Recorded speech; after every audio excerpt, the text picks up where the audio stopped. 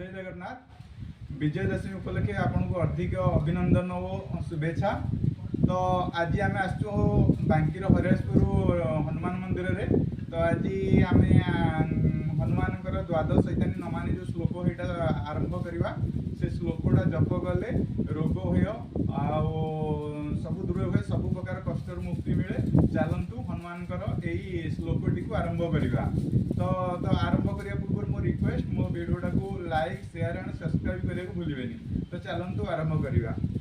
ओम हनुमानंजनासूनो वायुपुत्र महाबल रामेष्ट फाल्गुन शाखा पिंगाक्षमित विक्रम उदधिक्रमणश्चैव सीता शोको विनाशकः लक्ष्मण प्राणदाता च दशग्रीवस्य द्रपः द्वादशैतानि नामानि कपीन्द्रस्य महात्मनः स्वापकाले पठे नित्यं यात्राकाले विशेषतः तस्य मृत्युभयो नास्ति सर्वतः विजयी भवे।